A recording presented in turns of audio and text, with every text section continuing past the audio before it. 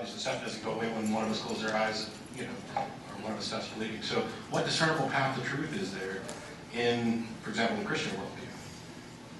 So you're asking me, see, I have discernible path. You're asking me how do I'm I asking you know? how you can prove God, I guess. It's kind of cheap. You can't prove God.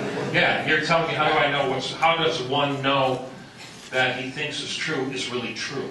Let me rephrase it then. If you are admittedly or acknowledging that you believe in something that's not necessarily demonstrably true. Well, not something that's not necessarily quantifiable. It's a difference. Well, then I don't know if I can rephrase the question, because the issue is, I use reason as a path to truth, and it seems that you're using reason plus. And I don't mean that in the positive way that you found something. You are injecting something additional, and I wonder what that is and why you feel it's justified. Yeah, Is it just necessary? Because so you're thinking in this is what's hard. You're thinking in both fundamentalist and Catholic classic categories. Okay, and I don't buy into those. I really don't. I look at the apprehension of truth. Okay, let's call it that. Okay, how does one find truth? Okay, it's certainly reason. I mean, you use your mind. But there is much in life that reason, you use your reason to maybe describe, but reason itself can't capture. Notions of justice, notions of beauty, the essence of meaning, okay?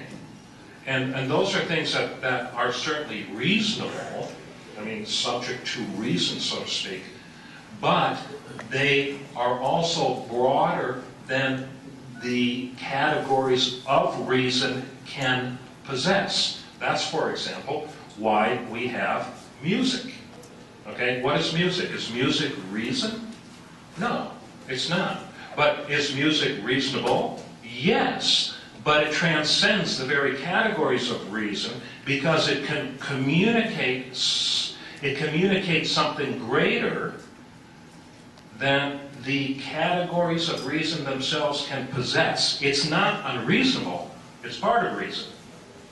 But if we were to reduce the color and the narrative and the story of a musical piece just to reasonable categories, we'd be missing the entire message. That's what I mean. Okay.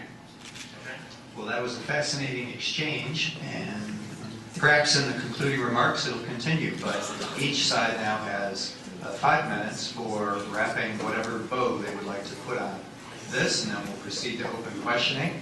Matt gets 5 minutes for closing. Yeah, and I'll take conservative last, in part because I want to get to the other questions. It seems that there's a great many things we agree on. One of my goals is to try and figure out where we agree and where we disagree and why. I don't know if we can get there. I can tell you why. And hopefully you will. It seems that there are many things that we agree on. And I heard you say at one point that you don't have any problem with the idea that atheists can discern morality through a different source than what you do. And so it seems that while I'm saying the source of morality is reason, you're advocating a reason plus, or a reason and some other root, or an amplifier. I don't know. I'll let you get to that when you get to it. My thing is, and this goes to my general inability to comprehend why people consider faith to be a virtue. And I don't necessarily know that we're in disagreement here because I'm not as familiar with orthodoxy, but to me, reason is it.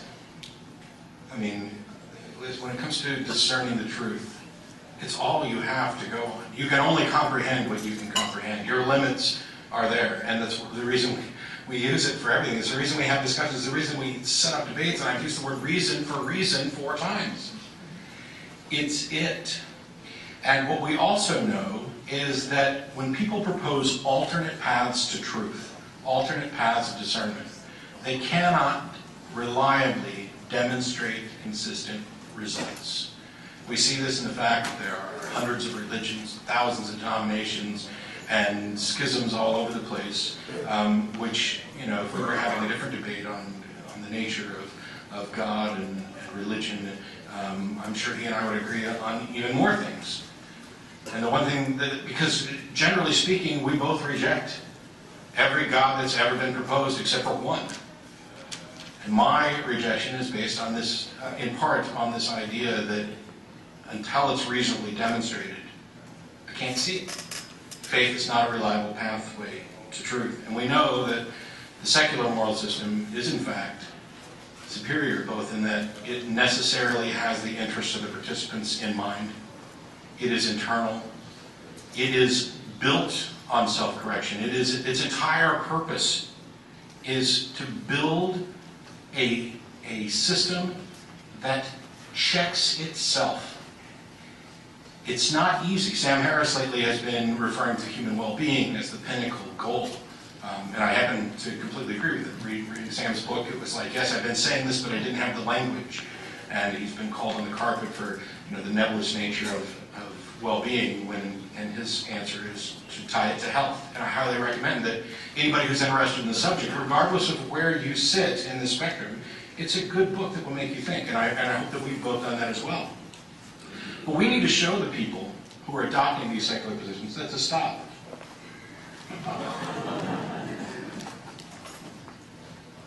The goal of secular morality. The chair grants an additional minute. The goals of secular... Okay, 1 minute. I can kill this in a minute. We need to show people that they don't have to be stealth secularists. They can actually join in and participate. They can be proud of their participation, and they can directly benefit from their contributions rather than standing in opposition to the very values they secretly embrace. Secular moral systems are inclusive. The authority comes from within. The focus is improvement. Based on our interest in the authority is based directly on a demonstration that the results meet the goals. We need to not make any appeals to the unknown. We are intelligent, empathetic, compassionate beings. We have the ability to set goals and solve problems. The fact that we're not perfect yet doesn't cripple us, it drives us. Because the goal of secular morality include the goal of getting better at getting better.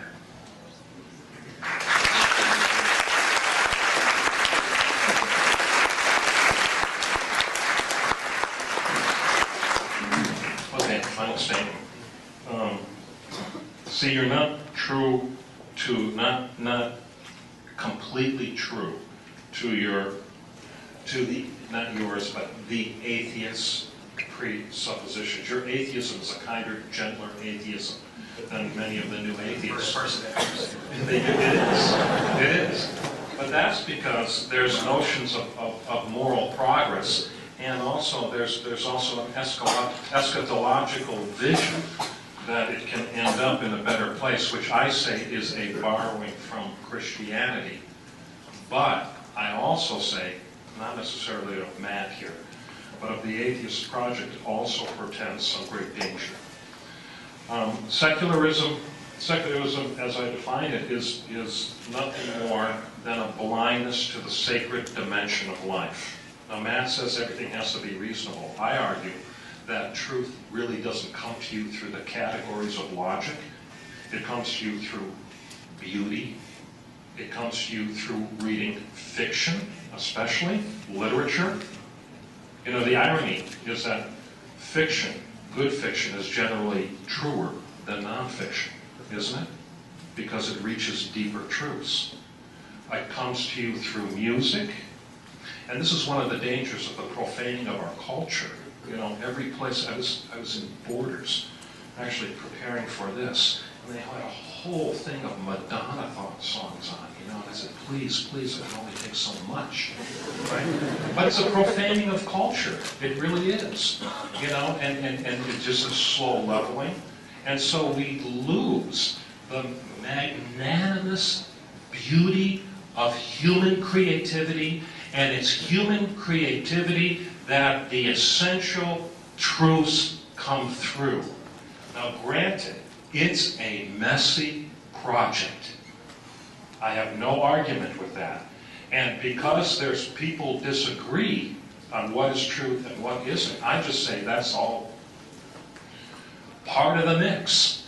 If we believe in truth as a universal category, truth can emerge as long as people hold that presupposition in common and they're men and women of goodwill. I think you are, and I think you hold that fundamental presupposition in spite of your atheism. Okay? I do. I really do. The new atheists don't, though. And the radical atheists don't either. And this is why secularism is something that I don't see as liberation. Okay?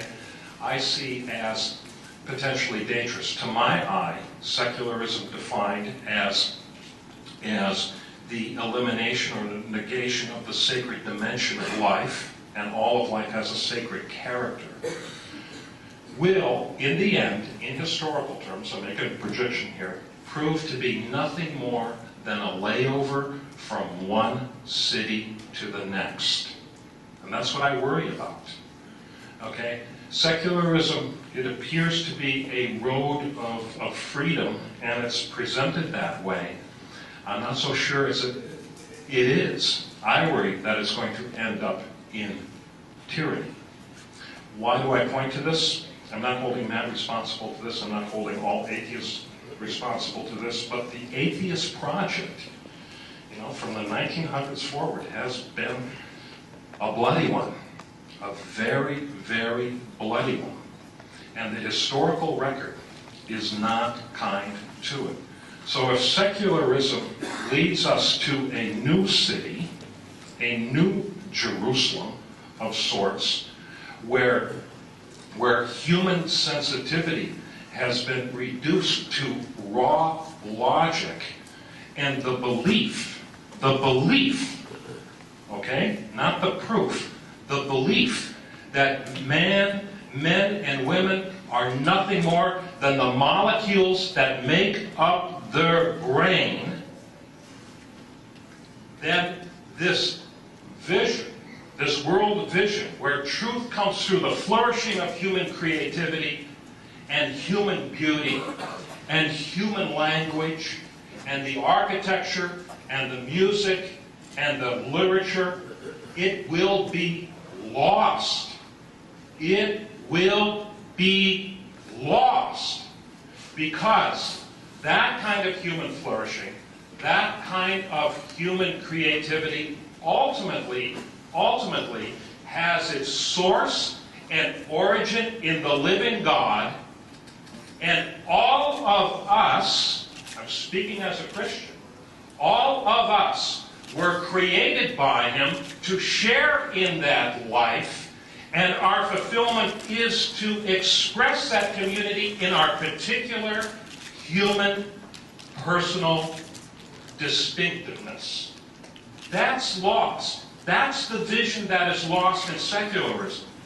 And the historical record, as I said, shows that secularism, the denial of that sacred dimension, is a place that leads, in the end, to concentration camps and gulags. It does. Read your history. The time for questions and answers is not started. Read your history. I'll close with this. I said that this is one of the fundamental questions of our age. If you want to read of this in more specificity, read the new philosophers, the new French philosophers, André Gloucester, Bernard Henry Levy, especially read his book, Barbarism with the Human Face. This is being talked about on very, very high levels. Hitchens knows this. And this is what he's arguing against. Popular atheism, even popular Christianity, doesn't. But understand that much is at stake here. And one of the things is at stake is the very light that has enlightened Western culture, as imperfectibly as man has seen and perceived that light. But if that goes out, if that is extinguished, then we face a very, very dangerous future indeed.